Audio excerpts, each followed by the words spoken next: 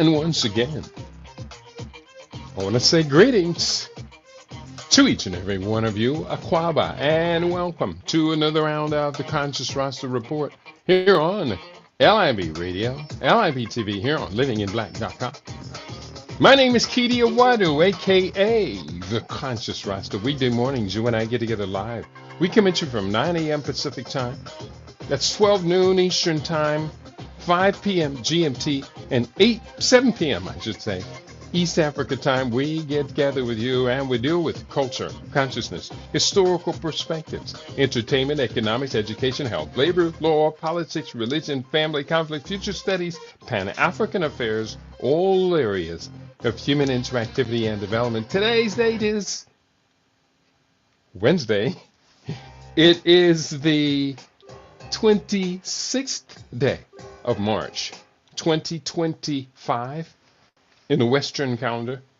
This corresponds to the year 6265 in the Kemetic calendar, to which we have realigned our cultural clock. Welcome to the 7th millennium. You have found your family in a peaceful place, a place of learning, of advocacy, and of positive engagement.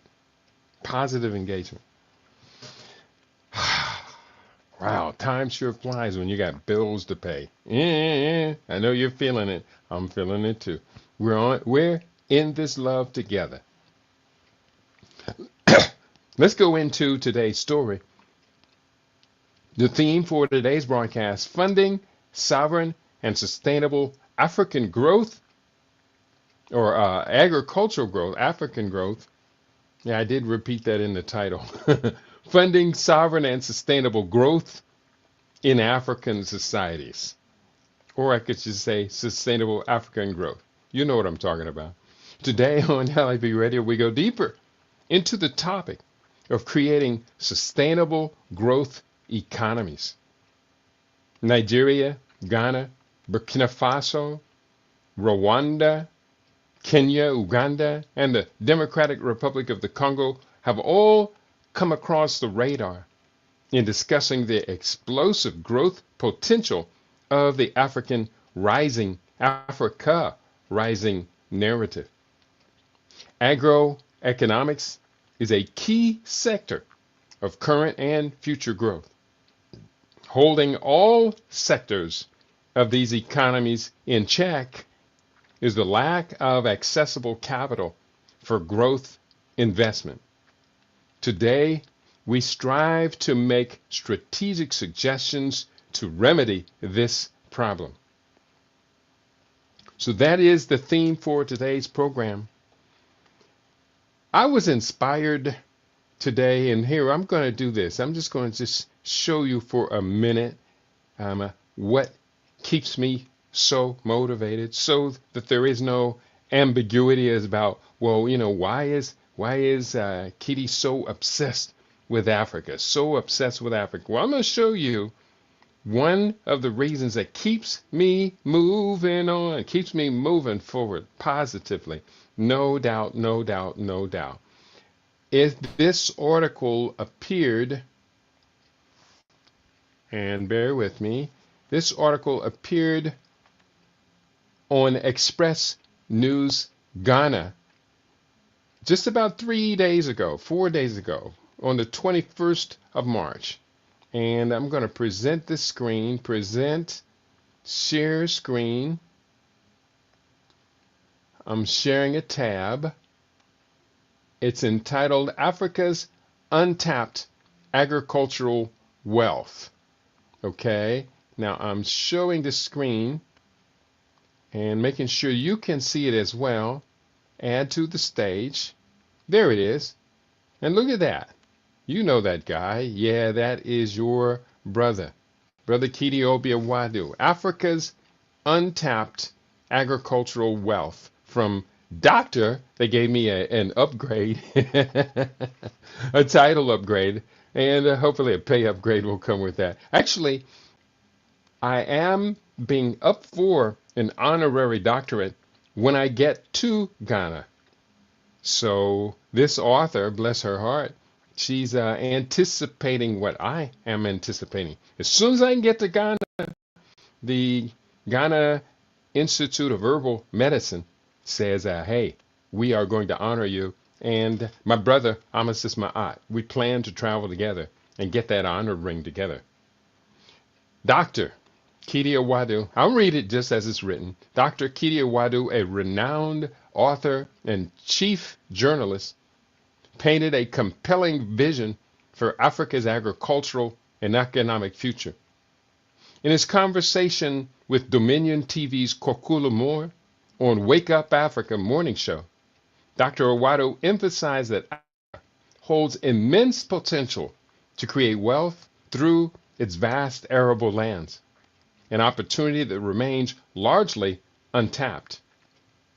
At the heart of his argument was the African Continental Free Trade Agreement, AFCFTA, a groundbreaking initiative designed to unify the continent's market by eliminating trade barriers, facilitating investment, and boosting intra-African trade. However, Dr. Awadu lamented that Africa is not fully leveraging this agreement, despite it being a long-standing pillar of Pan-African ideologies and its potential to revolutionize agriculture and trade. We have the largest free trade agreement in the world, he stated, yet we are failing to integrate it effectively into our development strategies. Africa must consolidate its cultural centrality and prioritize infrastructure development to maximize its potential. Dr. Awadu backed his argument with striking facts. Africa possesses 2.16 billion acres, 874 million hectares of land, arable land, enough to feed approximately 12.9 billion people if managed efficiently. However, issues such as poor infrastructure, lack of technological integration, and rural-urban migration have hindered productivity. Beyond trade agreements, he stressed the importance of rural development as a means to curb rural-urban migration and retain labor in agricultural areas. Without strong rural economies, Africa's agricultural workforce will continue to dwindle. He also underscored the role of technology in farming, pointing out that mechanization and modern agricultural techniques could significantly increase productivity and efficiency. To address these challenges, he proposed three key solutions: cultural integration, rural development, and technology in farming. The Wake Up Africa morning show on Dominion TV is currently Ghana's premier morning television program. It is the flagship show, hosted by the charismatic duo Kokula Moore and Precious Biadela. The Wake Up Africa morning show is revolutionizing how Ghanaians and Africans begin their day. This inspiring program sparks domestic and continental conversations through insightful discussions on current affairs, health, fitness, entertainment, and more. It airs weekly from 6:30 a.m. to 10 a.m. Greenwich Mean Time, promoting Ghanaian and African culture, values, and talents. And that was written by Sharon from Poma Opoku. Sharon from Poma Opoku. About the author, more information, how to contact her. I thought she did a wonderful job. Couple little distinctions, but any author who's ever been written about the way they wrote about me in here realizes there might be a couple of little slight discrepancies, such as he is an author and not a doctor yet. But I am honored. I'm proud of the author and proud of the article. And I look forward to continuing to build alongside my beloved Ghanaian and African family. So, hey, let's go back to what we have on the table for today. I'm writing another book, writing two books simultaneously. This one is about agricultural development in a large African economy. Chapter 7 of the book is entitled Funding Sovereign and Sustainable Growth. Now, I was given this topic because of Dominion TV and Wake Up Africa. They're having another broadcast this coming Monday morning in Accra, which will be Sunday night here in Pacific time zone. And I will be the guest once again with several other scholars from Ghana and West Africa. And the topic will be financing African development. And they gave each of us one little specific area, one specific question for each author to answer. And so therefore, the response that I'm sharing today is me. I told them I will be absolutely prepared to answer that question, not just word, verbiage answer, but to answer the question with a solid platform of tactical strategic steps. So you who are listening today, I am unabashedly, undeniably Pan-African. Some of you are as well.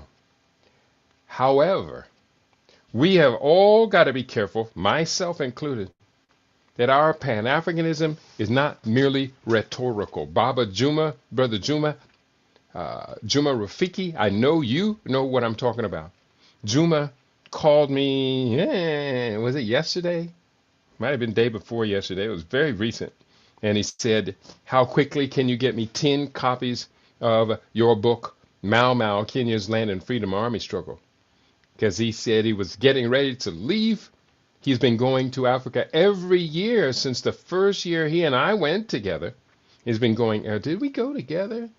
I know I had told him about Africa for the Africans, and he's been traveling with them every year now. And I'm just really proud of Africa for the Africans, Brother Bomani. I'm really proud of you, Brother Juma. And I'm very honored that you called and said, I want to take 10 copies of your book to take with me to give to people as I encounter them in the country. So I got him 10 copies of the book shipped out right away, and he will have them in time. I also threw in 3 other books that I thought, or 2 other books that I thought he would find very useful for his trip as well. Proud of you, Brother Juma. And so we're practical Pan-Africans. That's the point I'm trying to make. We're doing real things. Every time I have gone to Africa, except for the first trip, I have always carried items to donate. I've taken laptops. I've taken many books. We donated an entire FM radio station. We did that. The last trip I made with Africa for the Africans. And Baba Pianki, who went over to get it, secure it from customs, because it stayed in customs for a year because, I didn't know enough about how to do that. Now I know more. So we are serious Pan-Africans. So today, we go deeper into the topic of creating sustainable growth economies. Nigeria, Ghana, Burkina Faso, Rwanda, Kenya, Uganda, the DR Congo, and all come under our radio in discussing the explosive growth potential of the Africa Rising narrative. Well, now you know the Africa Rising narrative has just matured with the publication of my recent book. The Africa Rising narrative is now the book called The African Future. Empowering a united and prosperous Africa for future generations, the African future. This book will make a massive difference. This is what the feedback I'm getting now from my engagements with Dominion TV and other media, especially Ghana, has just really stepped up. This is what this is all about. Holding all of this back. And another key point that was made in the Ghanaian article. Agroeconomics is a key sector of current and future growth. But holding all of these sectors of these economies back, holding them in check, is a lack of accessible capital for growth and investment. Today, we strive to make practical, strategic suggestions to remedy this problem. So, I'm going to switch to the book because I've been doing a lot of research and a little bit of this. When I get to grabbing all these sources and then tearing them apart and try and create a narrative out of it, it can get a little scattered in my notes. But I think I've gotten it pretty well done in this chapter of the book, chapter 7, Funding Sovereign and Sustainable Growth. Now, this is an upcoming book. I'm telling you the title of it right now. Today, we go deeper into the topic of creating sustainable growth. I read that. That was part of the introduction. We strive to make practical strategic suggestions to remedy this problem of inadequate access to capital.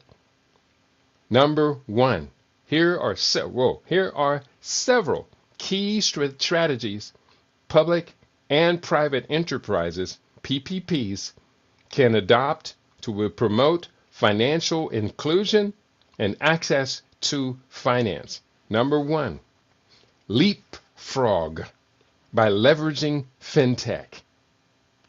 Fintech is a word that means financial technologies.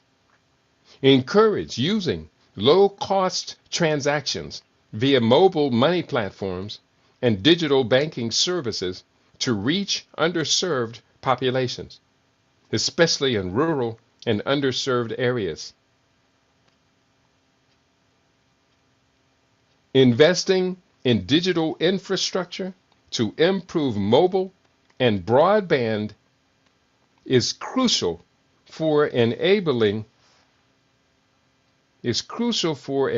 access to digital financial services, making it easier for individuals and small businesses to access finance.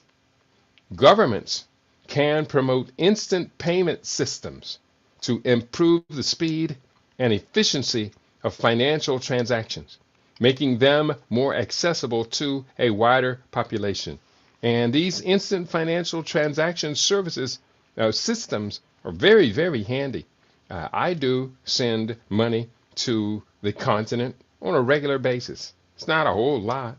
I used to do better when I was doing better, but we do participate. It's called, what's it called? Foreign, blah, blah, blah. I can't think of the term right now. But when people have moved abroad and they send money home to their family and their friends and associates and small businesses, you know what I'm talking about. I just can't remember the word. My head is so full of stuff right now. Just keep on this topic. Number two, financial education.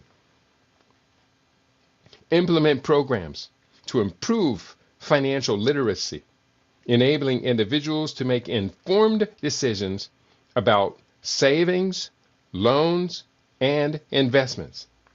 Innovate nationwide programs to educate citizens about financial products, budgeting, saving, and investment. And I would say that also to include potential fraudulent transactions.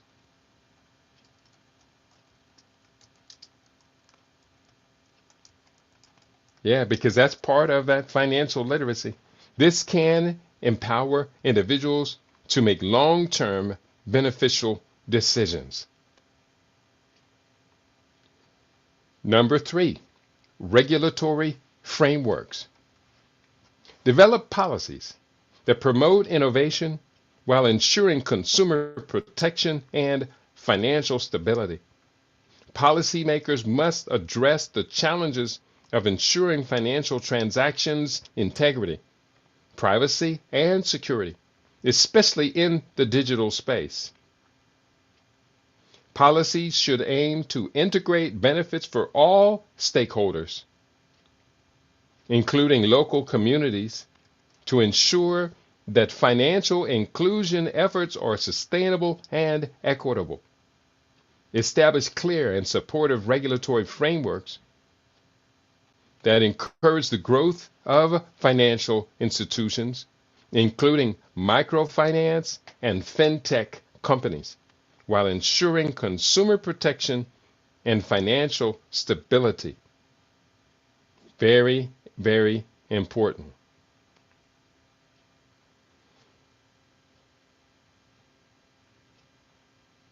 Just a couple little corrections here as I'm reading it. Number 4, support small financial service providers. Support small financial service providers. Provide incentives for small financial institutions that cater to low-income customers with affordable and simple products.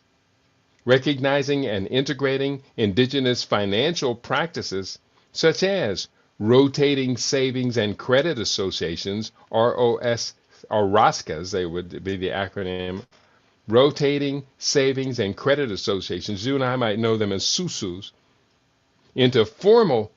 integrating them into formal banking systems.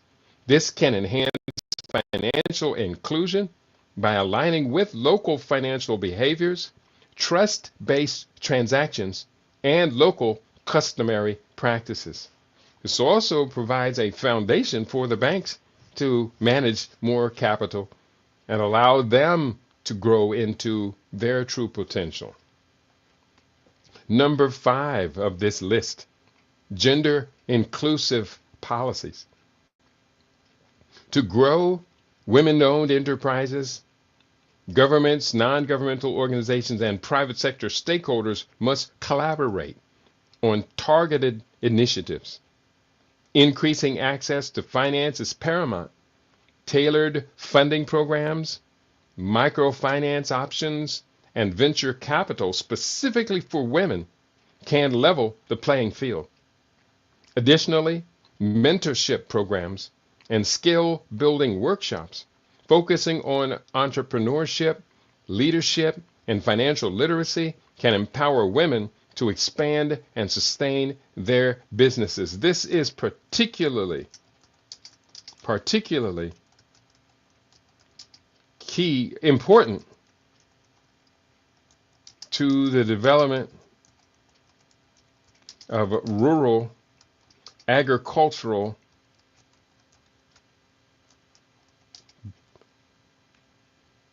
enterprises. And I mean, that's a whole nother conversation. What type, we're talking about localized processing, things like juicing and dehydrating. Oh, there's all unlimited possibilities.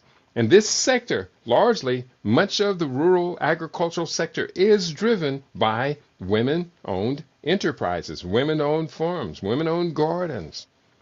And we embrace and support Africana womanism returning to its full potential in the successes of the communities.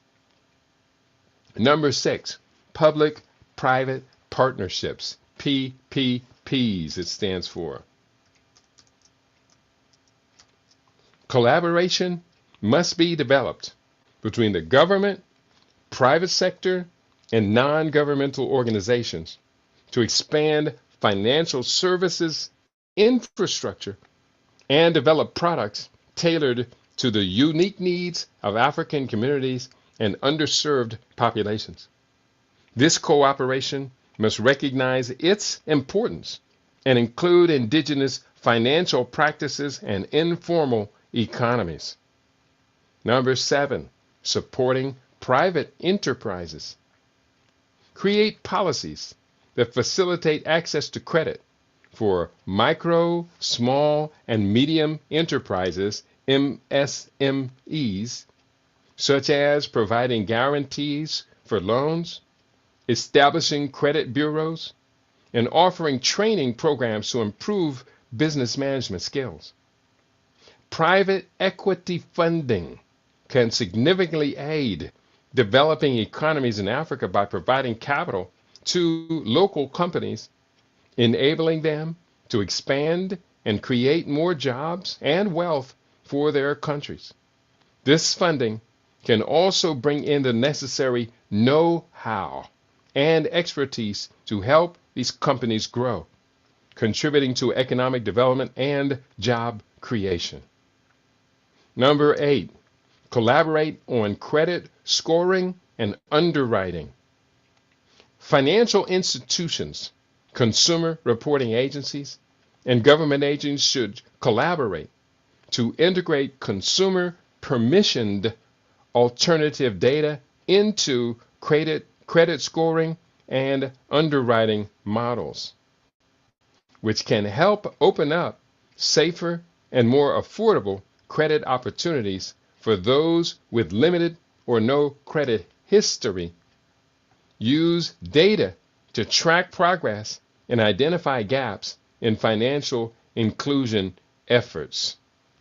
So, that is a list of 8 key priorities. Now, I won't get a chance to express this list of 8 like you just heard it, but what it will do is encourage curiosity for those who are listening on the program on Monday on Good Morning or Wake Up Africa.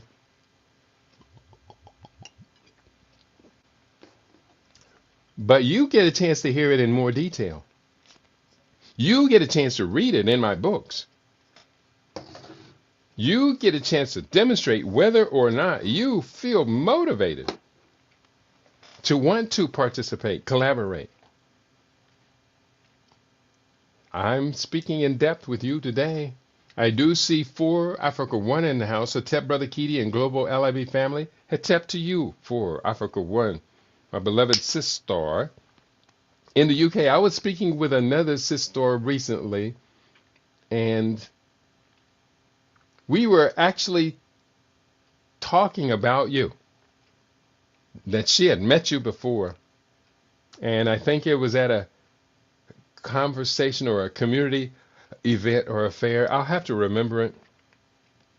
But I told her I'd see if I could put you two back in contact with each other. She said she didn't really know you, but was aware of you, had been in an event or something together. And I say, well, that's family to me.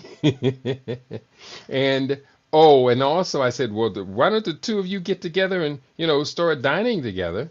And she says, because she was in Bristol, or you're in Bristol. I know Bristol was mentioned. And then she said, we're about 400 clicks away from each other or something like that. I said, that's not real convenient. But enough respect to you for Africa One. I'll be thinking about you. You're my family. We're going to go to the next section of this book. And this is abbreviated here.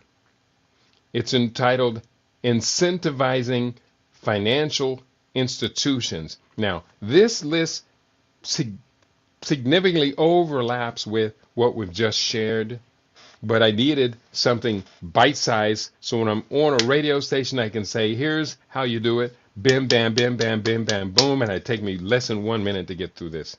Our transformative goal is to incentivize banks and financial institutions to expand their services into rural and underserved areas, ensuring that all citizens can access financial resources and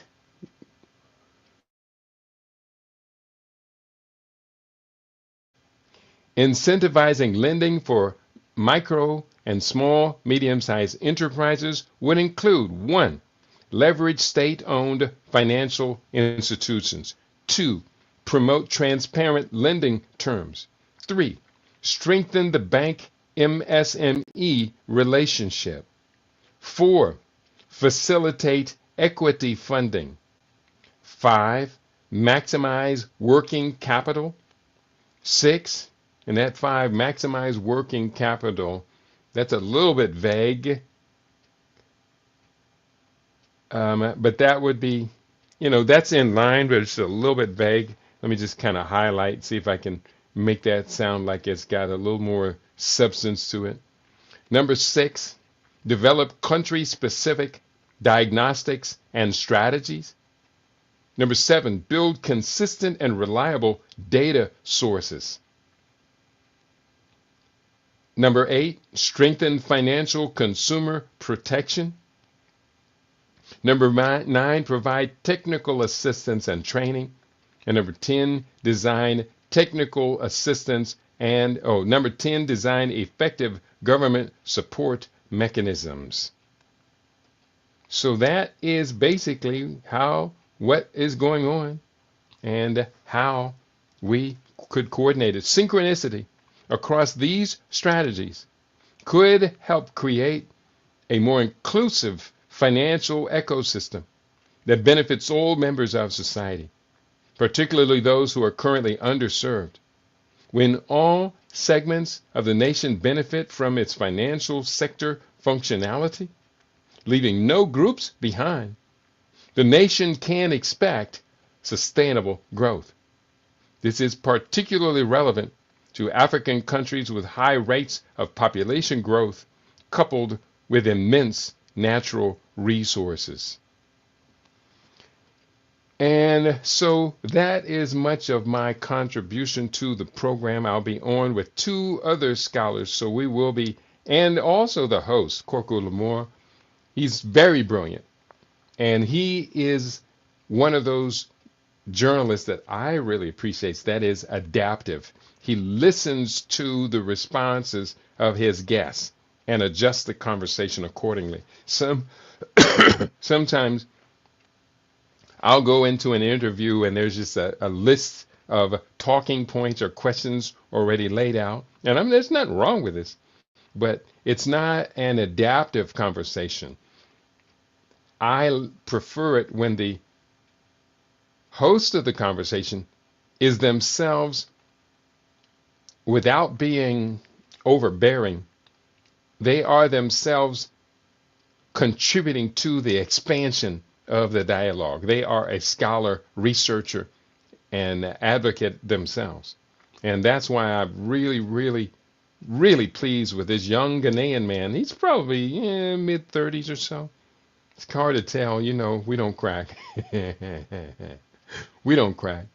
But I'm really impressed with him. I think when the first time I was interviewed by him, I was really impressed. I like good journalism. Yeah. Going forward, I am continuing to write this book, and I did put together another chapter today. And since I do have quite a bit of time and nobody's really talking to me, is anybody talking to me? Talk to me. Hey, come on, y'all. Talk to me. I would love to hear from you. I know you have something to say. I bet you got something to say. And I bet you whatever it is that you have to say is almost as important as hit that like button on the viewing browser. We are live today on YouTube. Don't make it on YouTube much anymore. Afraid of saying something in the robots, the algorithm bots are going to censor us. But we do the best we can. Always striving to get more so that we can do better. Now also,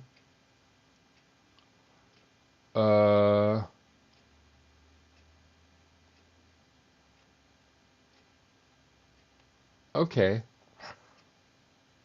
Here we go. Just double checking something in the background. I shouldn't even be paying attention to it. So, don't yawn. Here we go. And if you're going to yawn, at least mute the microphone. All right, here we are. I'm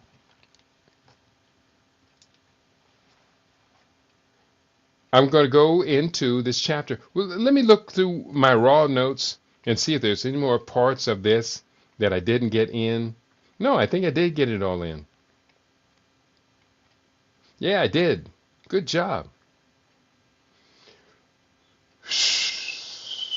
So,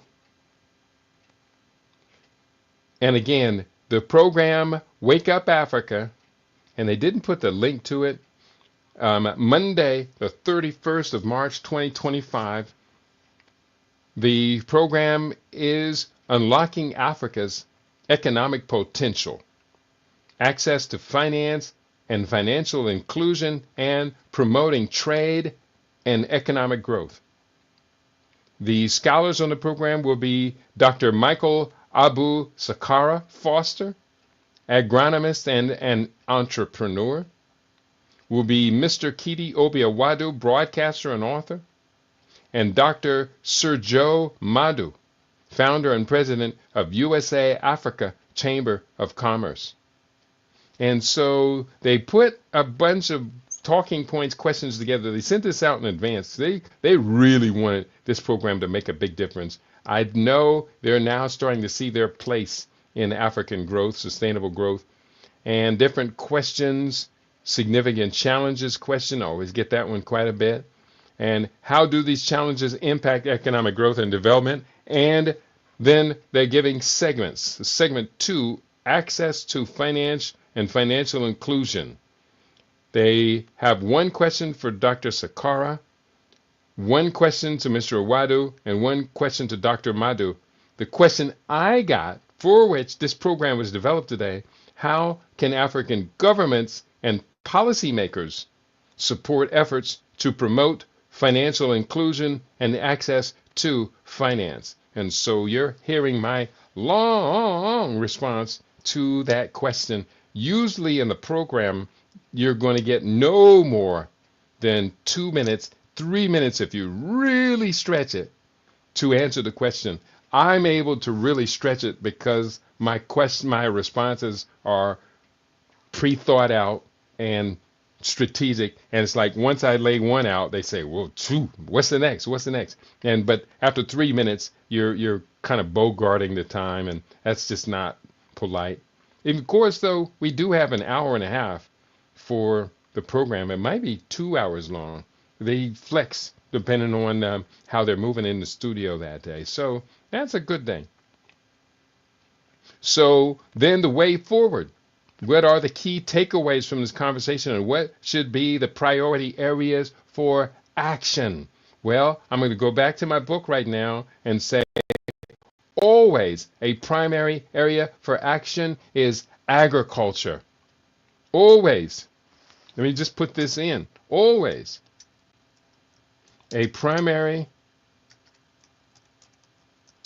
area for action, in italicized ACTION, is in agroeconomics development. Period.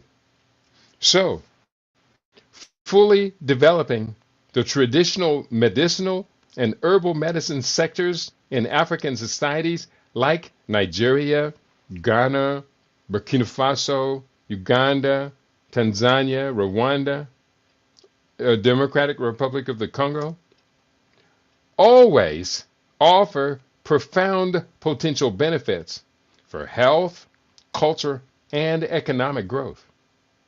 Traditional medicine has long been a cornerstone of healthcare in these African countries, with diverse herbs and remedies used to address ailments ranging from malaria to diabetes and a spectrum of communicable and non-communicable diseases. Communicable and NCDs. Leveraging this rich heritage while incorporating scientific validation can drive transformational change. Let's talk about these areas of expected transformational change. Number 1, health improvement. Enhancing research into traditional medicines can offer affordable and accessible healthcare solutions. Many communities in Nigeria, for example, rely on indigenous remedies due to limited access to conventional healthcare.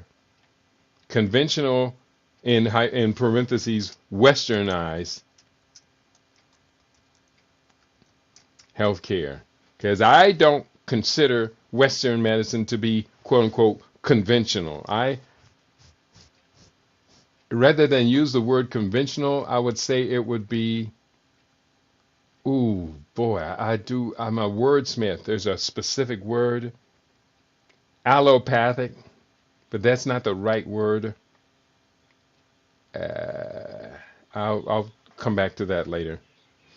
By standardizing and validating these remedies, governments can ensure their safety and efficacy, creating a robust complementary healthcare system. Point two, economic growth. The herbal medicine industry presents immense economic opportunities. Cultivating, processing, and exporting medicinal plants can create jobs, particularly in rural areas. Promoting local production requires dependency on imported. Promoting local production reduces, not requires, reduces dependency on imported pharmaceuticals, strengthening Nigeria's self reliance and boosting foreign exchange earnings through export markets. It is anticipated that there will appear 3.1 trillion, 3.1 trillion new in the global wellness economy between 2024 to 2028. 3.1 billion. That's accessible to how much of that will African nations capture? That is the key question. Going forward, cultural preservation. Developing the traditional medicine sector fosters the preservation of these countries' cultural heritage and knowledge systems. Empowering traditional healers and integrating their wisdom into mainstream healthcare respects and celebrates indigenous identities. And I would say into mainstream healthcare and education, respects and celebrates indigenous identities. Next point, and I should be numbering these, bear with me. There's only like 7 of them, major points, and then I'm going to get to something else. Okay, these are numbered list. Okay, not even 7 of them, just 4 of them. And this fourth key incentive for transformational change includes research and innovation. Investment in scientific research can lead to groundbreaking discoveries. Many modern drugs, such as quinine and aspirin, originated from natural compounds. African countries could become global leaders in herbal medicinal research, attracting collaboration with international pharmaceutical companies. I would say attracting collaboration or competition.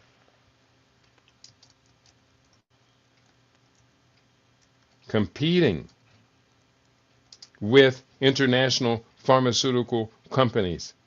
And inside of that, there was something missing. Oh, another critical element of this equation is seed banking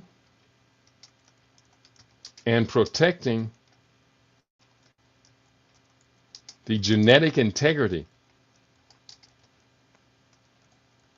of indigenous flora.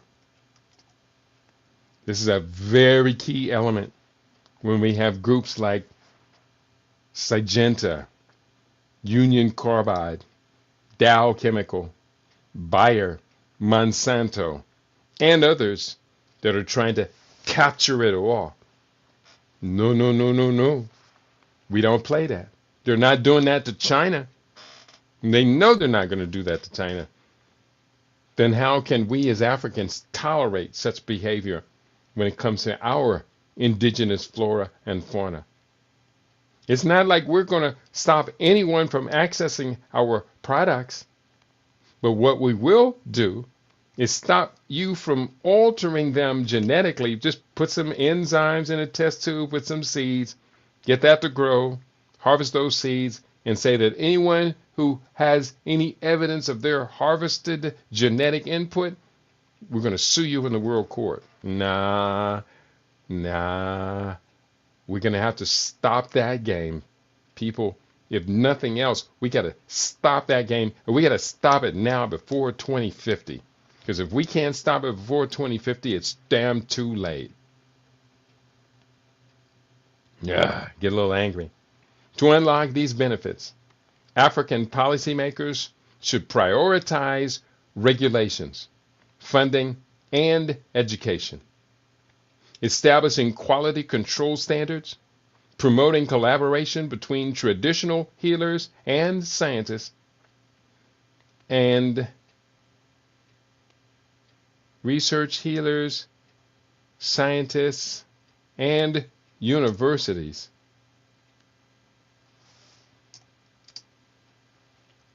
And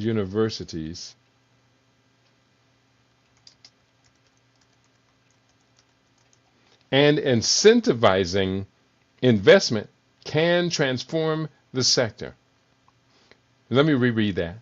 To unlock these benefits, African policymakers should prioritize regulations, funding, and education, establishing quality control standards, promoting collaboration between traditional healers, scientists, and universities, and incentivizing investment can transform the sector. And incentivizing R&D investment can transform the sector.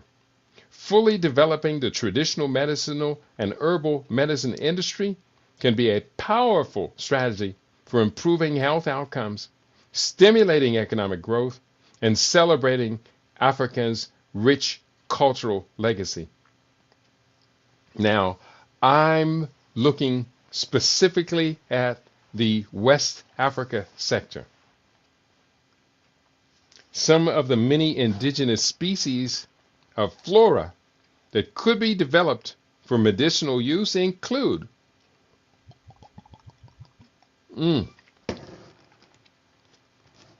the following: Allium sativum, commonly known as garlic. Now, most of these will be sharing their species names, their botanical names, that's the word. Some of the include the following botanicals.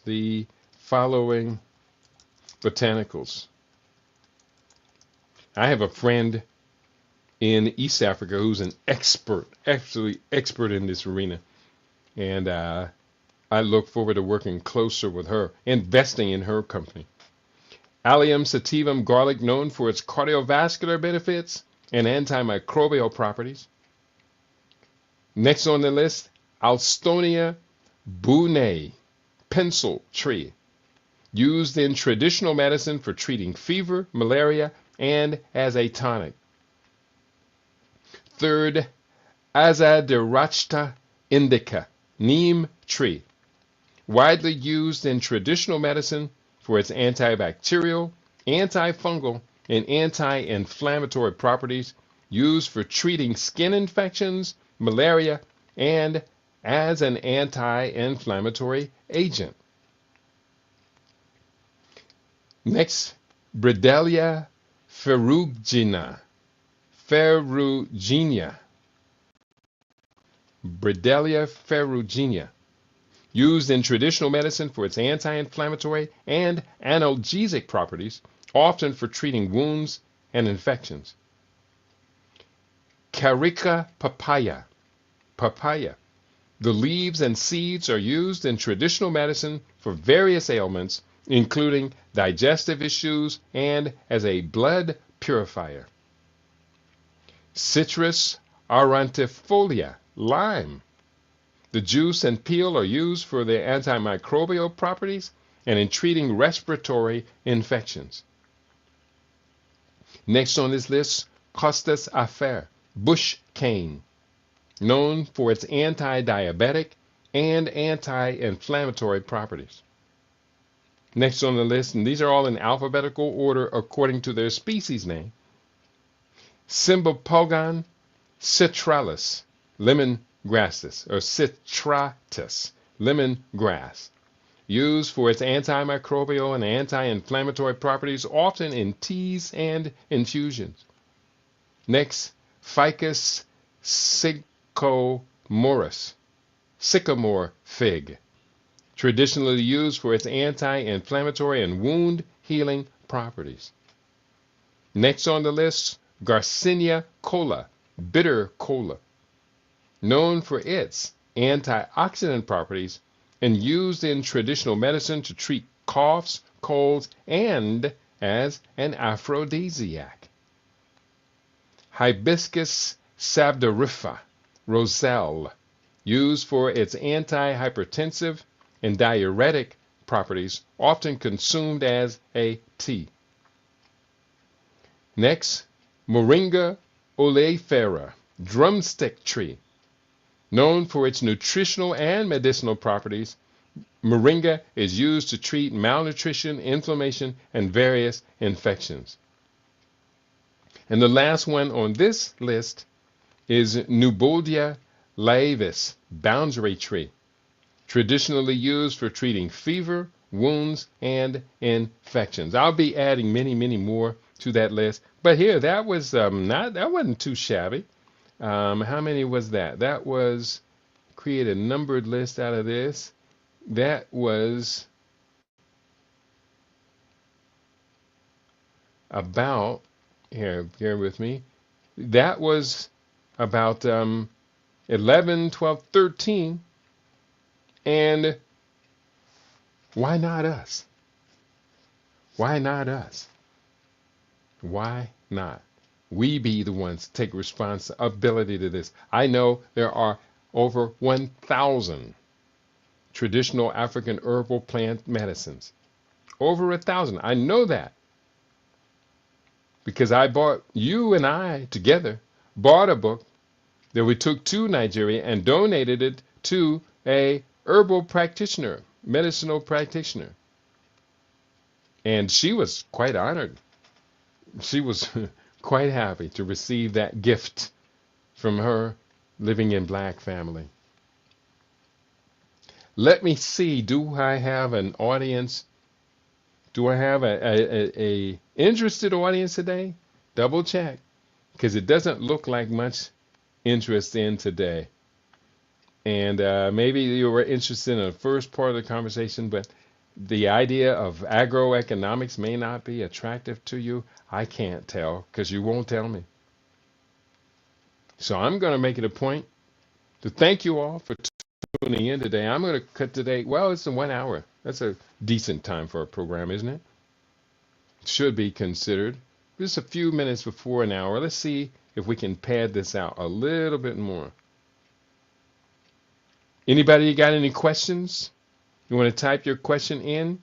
Did you already hit the like button to let the algorithm know that you listen to LIB Radio? There's a lot going on. And I do want to thank you for tuning in today. We do, if you're in Las Vegas, we're coming up on the first of the month, or the first Saturday of the month. And we do our first Saturday feast. And I had typed out a list, because this is going to be a very ambitious feast, because things are happening in the background and starting to move into this new strategic position. It's not easy. Transitions are always difficult. But we know we have to keep growing. We can't just be sitting around waiting for the Democrats and the Republicans to muck up everything. So we're going to do better. If there's any one lesson that I want you to take away from today's broadcast, is that we really do matter. Yeah, we matter. You and I matter. Especially when we truly apply ourselves. Go push against the tide. If there's a strong wind blowing in your face and the destination that you have is on the other side of the source of that strong wind, then push on, push on, push on. The fight will only make you stronger, more resistant, more determined to meet your goal. It is up to you and I to change the world. Today is the 7th day of my vernal equinox detoxification fast. I'm cleansing out my body.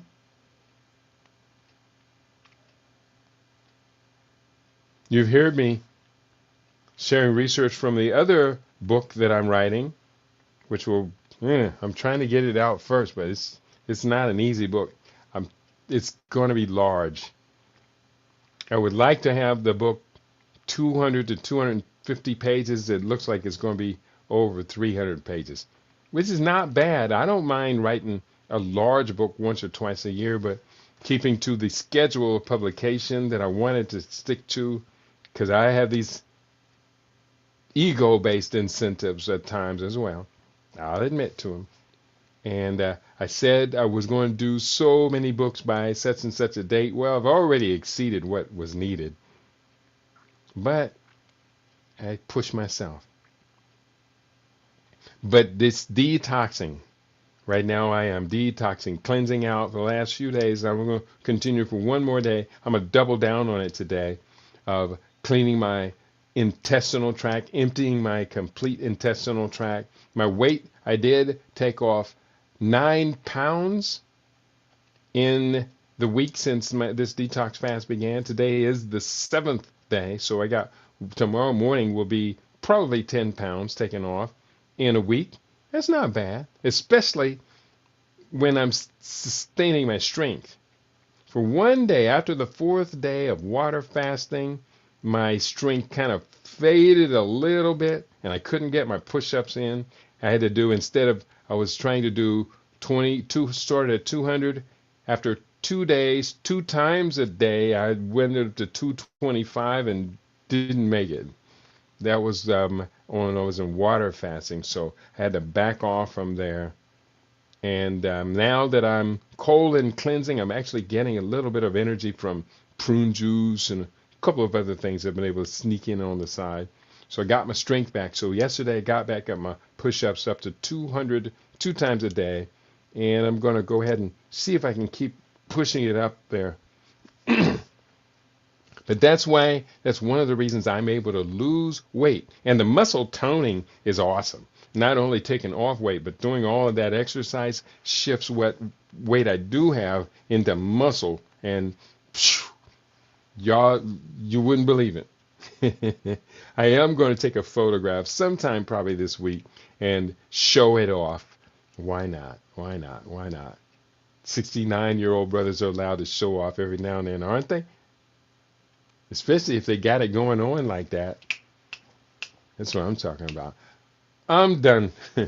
I'm just kind of killing time. Oh, detox. Detox your body. Get my book, Living Superfood Research. That will tell you how and why it is absolutely imperative to detox your body, thoroughly detox.